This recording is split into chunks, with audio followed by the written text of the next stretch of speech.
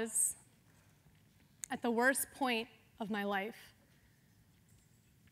I was failing chiropractic school, and it was only first semester. I was disappointed in myself. I was depressed. I didn't think I was going to be able to make it.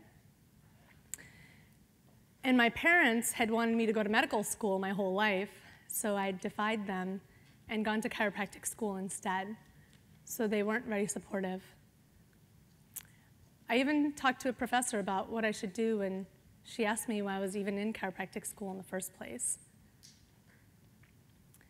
I had horrible thoughts like, I'm stupid, I can't do this,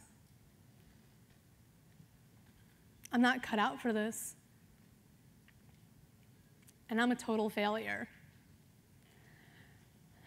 And in the short time that we have together today, I want to share with you how I went from the worst point of my life to what I call the high point of my life, where I've had the privilege to be able to speak at the White House and the United Nations and run a very successful practice. But in order to do that, we have to get you outside of your comfort zone. So we've heard this so many times, right? Like, you have to get outside of your comfort zone to be able to grow. Life happens when you're actually really, really uncomfortable. So think of something that you've done that's been significant or memorable. It's taken you to do something extraordinary to be able to make that change, right? So is it okay with you today if I share with you some of what I went through, but it's going to kind of make you a little bit uncomfortable? Is that okay? All right, awesome. So let's get started. We know that 70% of all people in this country are on at least one prescription medication. That's 210 million people. That's crazy. Does everybody else think that's crazy? Because I think that's crazy. So 210 million people are on medication, and most of those are at least either anxiety or depression medications or opioids, which are painkillers, right? Opioids have the same molecular structure as heroin. So people get addicted to painkillers, and I see this all the time in my practice. The medical doctors find out eventually, and they try to cut them off. And now they're trying to find that same fix elsewhere, so they look for heroin.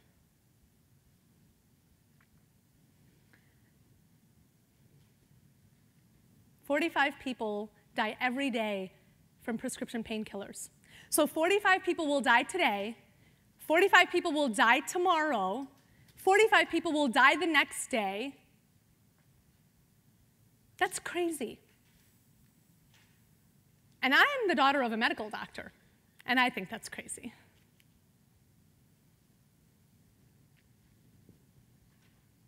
So we know that chiropractic is the greatest healing profession in the world, right? We know that with these two hands, that we can heal this planet. Right now, there's somebody who's suicidal because they're imprisoned and shackled by their own body, and they don't know what to do about it. So why aren't you helping them? Why aren't you there? Why don't you have hundreds of new patients, these people that we need to change their lives for, coming into your practice? Why don't you have a waiting list of people? What's stopping you? Is it the economy? Is it your parents? Maybe what they said to you when you were younger? Maybe a teacher? Maybe it's the medical establishment, because it's really bad, right? What's stopping you from your greatness? What's stopping you from achieving the success that you truly deserve and impacting more lives, making more revenue, being more successful? What's stopping you? It's you. It's you, and it's you, and it's you, and it's you, and it's me. It's your fears and your beliefs. And if you don't remember anything from what I say today, okay, just remember this, and you might want to write this down. Your success is directly linked to what you believe you deserve. Okay, I'm going to say that again. Your success is directly linked to what you believe you deserve for yourself. So imagine a world where we all believe we're made of glass. Okay, just go with me. There's a point to this. So we all are made of glass, and if you touch something or you touch someone, they immediately shatter into a million pieces. That sounds a little bit ridiculous to us today, right?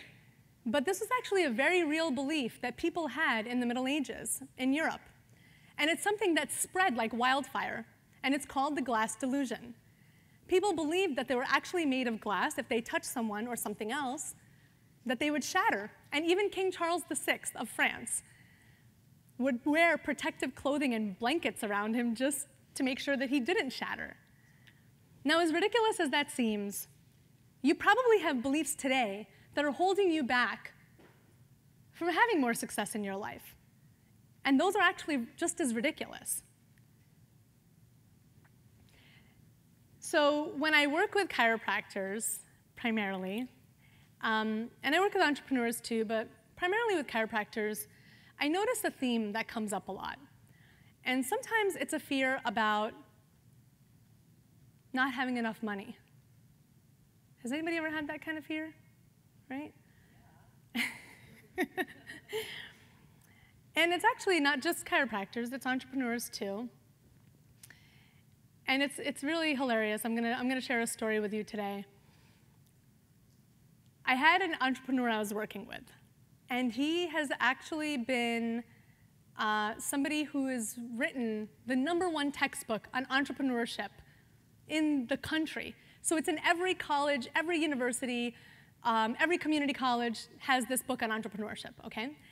And he's a very well-known writer, and he approached me and worked with me at some of the reprogramming work that I do in writing his new book. And as we're getting deeper into it, he's like, I just feel like I don't have enough money. And I'm like, okay, let's explore that a little bit. And he's like, yeah, I have probably $100,000 in the bank account. And I don't know, I have this condo costs $500,000, and I have it all bought out and everything like that, but I don't feel like I have enough money. So that just proves that it's a mindset, isn't it, right? You could have $10 in your bank account, $1,000 in your bank account, $100,000 in your bank account, and you would still think that it's not enough. So a lot of this is beliefs that come from our subconscious mind. Now, is anyone familiar with the subconscious a little bit? Maybe you've kind of heard of it a little bit? Yeah. So I'm just going to explain it a little bit. The conscious mind has the ability to process 4 to 5 thoughts at any given moment. So everybody raise your hand, okay? That's conscious, put it back down. We're all going to take a deep breath in and out. Okay, that's conscious. Your subconscious has up to 40 million thoughts in any given moment. 40 million thoughts. So all of your emotions, all of your fears, all of your experiences, everything that you've ever thought, everything that you've ever been taught, is all housed in the subconscious mind. And if you want to think about it, it's like an iceberg, where the conscious part of it is at the top, and the subconscious is deep inside.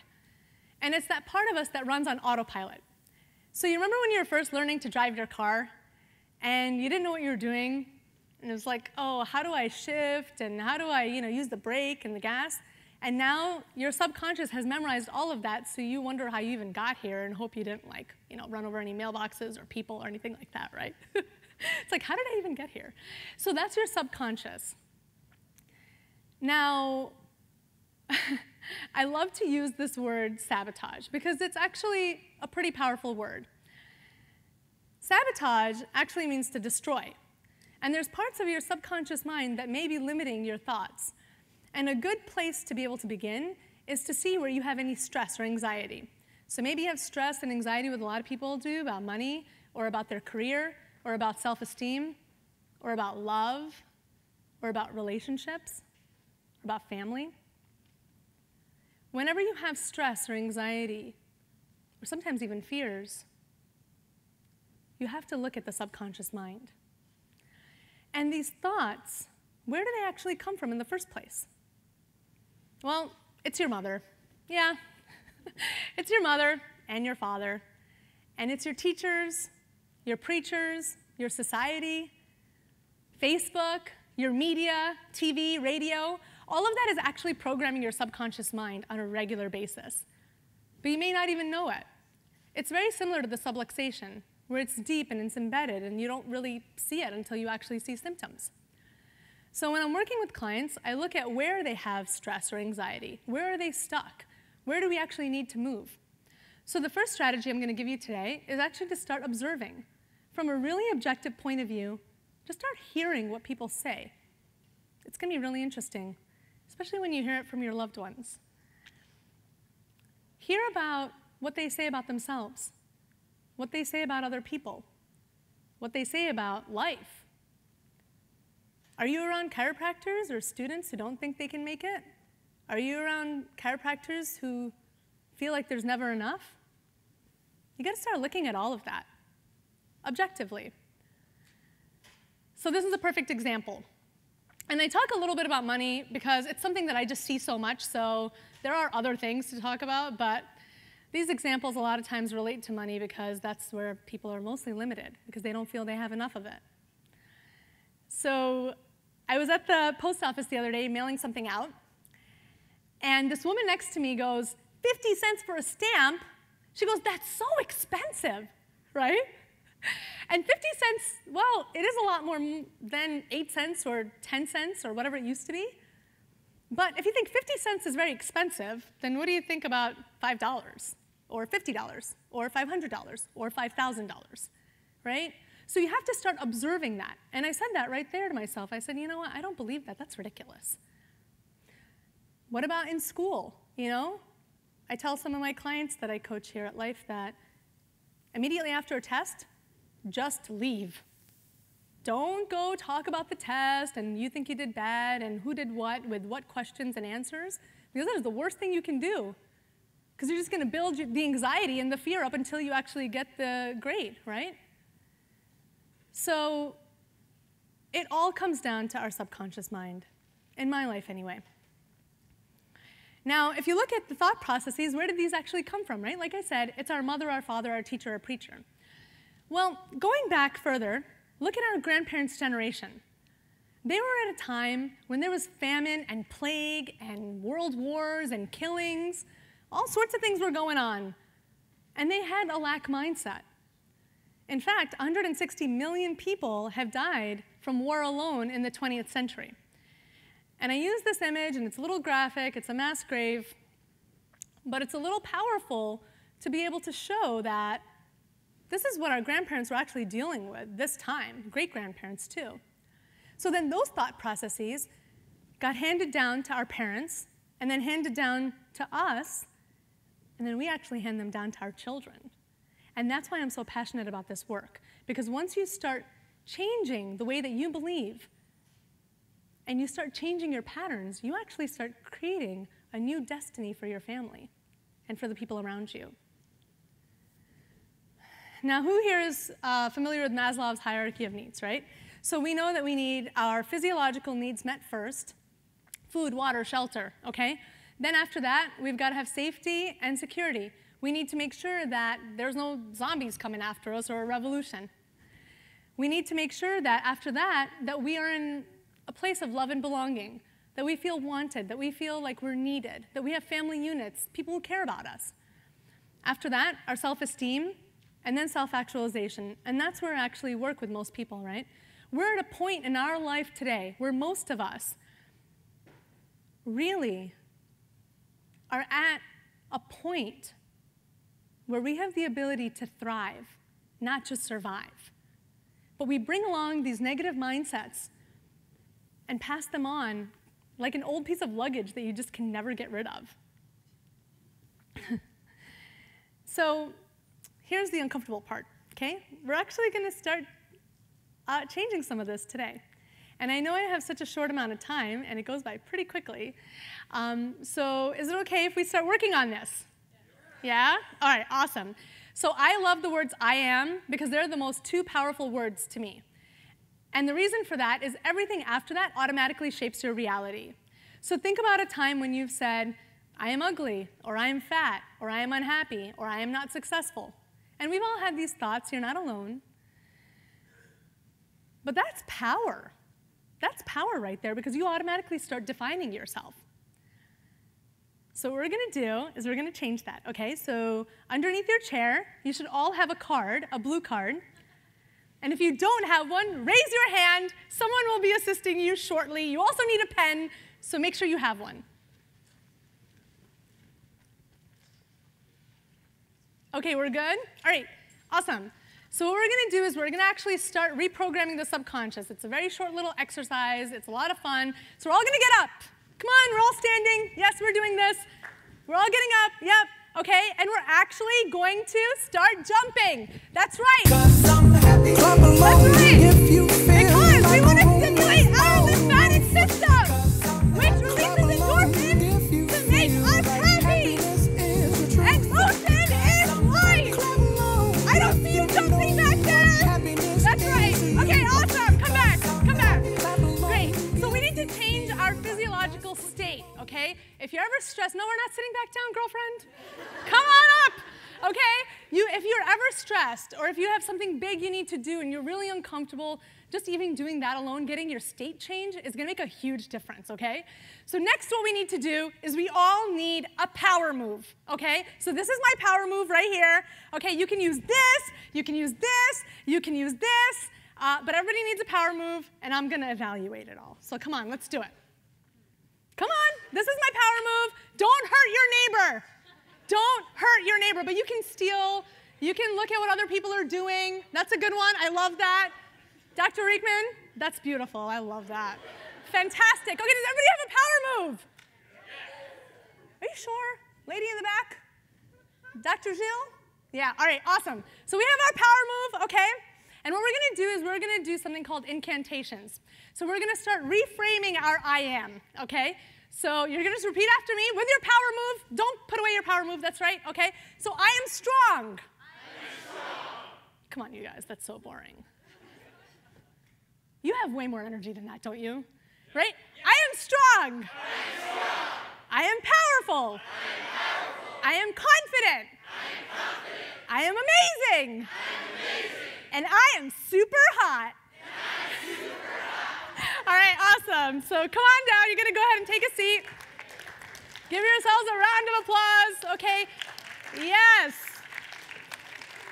So now we have our I am cards. Okay, everybody's got one. So what you're going to do is you're going to actually come up with a word, and it's on the blank side, the white side there. You're going to come up with a word that you actually want to use to define yourself. So some good ones are like what we just used. You can use I am powerful, I am beautiful, I am confident, I am radiant, I am a new patient magnet, whatever it is you want to put. Just go ahead and write that down. Make it a good one. A really good one, because we're going to do something really special with this. No, you can put it away. It's your thing. You can do whatever you want.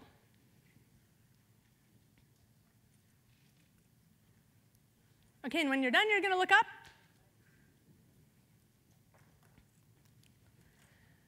Okay, so what you're going to do is you're not just going to throw this card in your bag of stuff, okay? You're going to put it up on your bathroom mirror. And most of us, hopefully, are brushing our teeth twice a day, okay? But if you're even brushing your teeth once, that's good. So what you're going to do is every time you brush your teeth, you're going to put this up on your bathroom mirror, and you're going to read that. And that's going to start reprogramming the subconscious mind. Okay, it's a very simple technique. I have these all over my whole house. So I'm very energetic and passionate, so I have things that say I'm rooted, I'm grounded, I'm peaceful, right? So you got to put these up, okay? And then what you're going to do is you can start changing them around, evaluating that, once in a while, right? But I'm out of time, okay? So unfortunately, this goes by very quickly. I have another strategy, and you can catch up with me later at my booth, and I will show you how to cement it all together. Lastly, I know I'm out of time, but lastly, I'm going to say that Dr. Wayne Dyer was one of my spiritual teachers, and I loved him so much. And he said, "Don't die with the music still in you." I think that's very powerful, and it really resonated with me. Don't die with the music still in you. Don't allow limiting beliefs in your subconscious to hold you back from the success that you truly deserve. So I urge you to start exploring it a little bit more, and you deserve everything in life. Thank you.